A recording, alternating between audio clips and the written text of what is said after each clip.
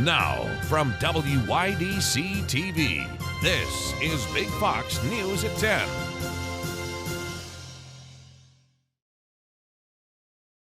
Good evening, I'm Anna Manuel. The Steuben County Legislature has announced the development of the county's first comprehensive plan. Big Fox's Josh Feldberg reports on the county's plan for growth and development over the next 15 years. The Steuben County Legislature wants to know what is important to you. The county is currently developing a county-wide comprehensive plan that will guide policy decisions in the investment of public resources for the next 15 years. The quick shot is how do we stabilize population and start growing again? How do we enable the people here to be financially and physically healthy, and how to ensure that the local governments and the communities where they're living are fiscally and operationally strong. The plan is centered on 9 focus areas that are most critical to Steuben County residents. Some of the focus areas include infrastructure, workforce development, housing, and transportation. The county is looking for public input on the plan to understand what areas are most important to the people of Steuben County.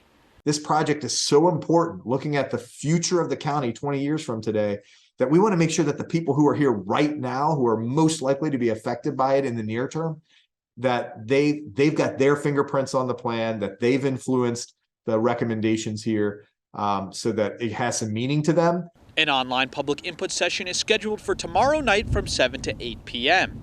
A link to tomorrow night's meeting is available on the Steuben County's website. Josh Feldberg, Big Fox News, Steuben County.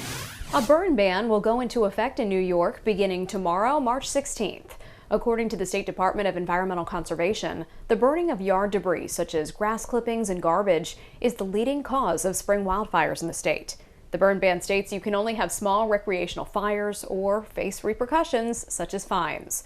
The ban will last until May 14th. Those celebrating St. Patrick's Day this weekend may want to take it slow on the roads. The Steuben County Sheriff's Office will have a high visibility engagement campaign this weekend for St. Patrick's Day. The campaign encourages drivers to be smart and create plans for safe rides instead of drinking and driving. At a local high school this weekend, American Sign Language interpreters will be present for a story of triumph and adversity brought to the stage. Our Maggie Hall has a preview of this special performance of The Miracle Worker. Capping off Women's History Month, the Corning Painted Post High School Drama Club is putting on The Miracle Worker, a story of disability and accessibility representation and of women's triumph. The Miracle Worker follows Annie Sullivan as she teaches a blind and deaf Helen Keller how to communicate and thrive in life as an individual with disabilities. The disabled community is very, underrepresented and kind of in the shadows, where a lot of people know about it, but it's this foreign world that people are afraid to enter into because you don't know how to treat people that way. And I think by shows like this, we can show people how to treat people the way that they need to be treated as adults, as children. The Miracle Worker takes place in the 1880s. It's good to show how women were treated throughout history, especially in the South and in the North, and how very different it was.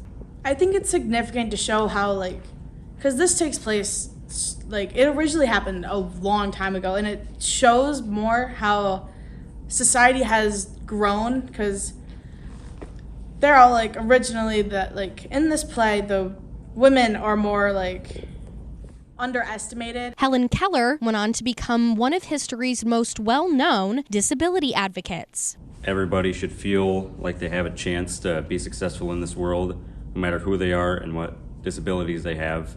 ASL interpreters will be present at every performance. The Miracle Worker opens March 16th through the 18th at 7 o'clock at the Corning High School, with a matinee performance on the 19th at 2 o'clock. The story of the Miracle Worker is one of women's strength and representation of individuals with disabilities. Maggie Hall, Big Fox News, Corning. The Friends of the Steuben County Library District are extending the opportunity of discounted books to the community. You can purchase 4 books for the price of $1. Books aren't the only thing to be found there. DVDs can be purchased as well. The Friends Bookstore can be found in the Steele Library. The Corning Museum of Glass is taking further strides toward accessibility. The museum is sponsoring a visit for guide dogs in training.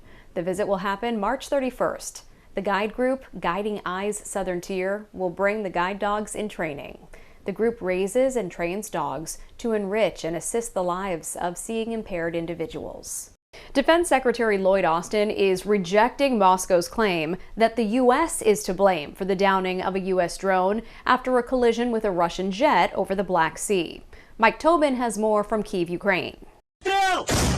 Fears of a military conflict with Russia are growing after a collision between a Russian jet and an American drone on Tuesday.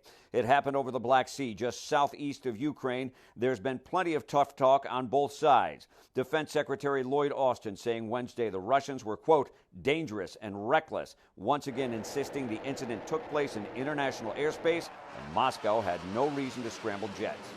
This hazardous episode is part of a pattern of aggressive, risky, and unsafe actions by Russian pilots in international airspace. The Russians firing back, claiming the U.S. is to blame because its drone was flying with its transponder off. Officials tell Fox News that's not likely because this drone was not a stealth aircraft and was flying a routine reconnaissance mission.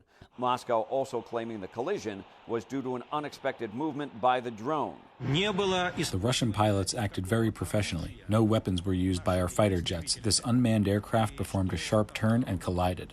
American lawmakers now calling for swift action, hoping to show the Russians continued aggression will have consequences. I think we continue the sanctions. We make those. They should be as crushing as they possibly can be. And we should continue in Ukraine to supply what Ukrainians need to defend their sovereignty. Secretary Austin also says the U.S. will continue to fly these reconnaissance missions in international airspace despite new threats from Moscow. In Kyiv, Mike Tobin, Fox News. TikTok could leave its Chinese-based parent company if it cannot reach an agreement with the U.S. A report from Bloomberg says a sale or initial public offering could be in the works if the company's proposal with national security officials gets rejected. Lawmakers have voiced concerns about the Chinese government's potential to access American data from the app. The TikTok CEO is expected to appear before U.S. Congress next week.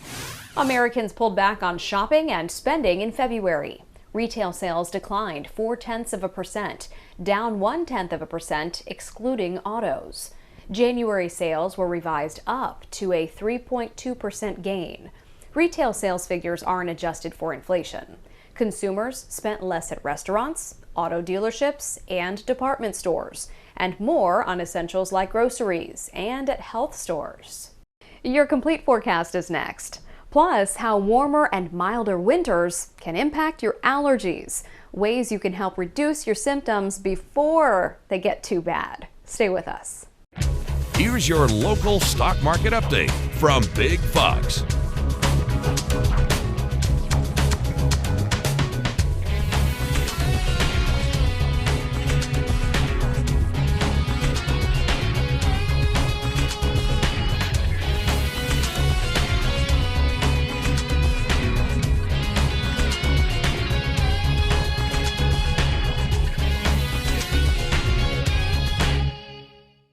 Now, your Twin Tiers forecast from Big Fox. The snowfall quickly diminished through the overnight, and highest of the concentration of the snowfall remained across mostly higher elevations out east. Locally, we range anywhere from about that 1 to 4 inches. Some isolated higher amounts were trickling their way in, especially again off towards more of the northeast that you travel. But as we were able to shut off those snow showers quickly as we stepped into the overnight, the skies were able to clear as we stepped into our Wednesday, bringing a pretty pleasant day overall. Now, it was a little bit of a chill in the air, but we are turning to more spring-like conditions, and that will be with the help of a southerly wind that's going to gain some momentum, not be too strong, but help to turn those temperatures around and keep us quiet for at least a day. Now, we will see that throughout our Thursday, increasing cloud cover will be noted by the afternoon, and that is a signal of the next system that will be pushing in as we head into our Friday. It is going to bring us some rainy conditions. Now, it's looking at pretty light accumulations, more of a light drizzle that will be in place. Some moderate pockets may be able to be picked up, but it looks like for the for the most part, accumulation is holding to under about 1/4 of an inch. Now, the system is going to bring in some windy conditions with it as well, especially behind it, which is going to push in some cooler temperatures. So get out and enjoy a gorgeous day that will be setting up. A little chill to start the day into the 20s, but that's what's seasonal for this time of the year. And then heading into those 50s by the afternoon, we'll feel very nice, especially if we can hang on to some of that sunshine. But as noted, we'll be back to some of those overcast conditions just before sunset, and that will be that increasing potential to bring in some of those rain showers. Now, the entire area, due to that morning sunshine and that southerly wind, should be able to climb above that average that now sits at about 45 degrees for this time of the year, as we look to be well within those 50s. A few areas flirting with those upper 40s, but that is going to definitely still feel very, very nice. Now into Friday, excuse me, we have that increase in cloud cover, and it will be an all-day rain. Again, not going to be a moderate rain all day long. Definitely, you don't need to make sure you have all of the rain gear, but having that umbrella handy or making sure that you have that rain jacket will definitely be useful. And we still have mild temperatures as well. Now, those temperatures will be cooling as the winds on Friday will be switching once we see that cold front passage. And on Friday, we could get a wind gust up to about 25 miles per hour. 30 isolated wind gusts will be a possibility as well, but we're not going to see the strongest of the winds that we'll be seeing around New York. Those will be closer to where that low pressure system slides on through and the Great Lakes region, which is going to be switching to come out of more of the west, and that is going to initiate some of those lake effect snow showers. Now, majority of our area looks to stay on the drier side, but we'll mention maybe a chance at times that we could see some increasing cloud cover, spark up maybe a wintry mix or even a snow shower, especially on Sunday where we have our coldest day in place. But as we have that dip in the temperatures, we do continue a pretty quiet weather pattern with more seasonable temperatures around as we head into next week.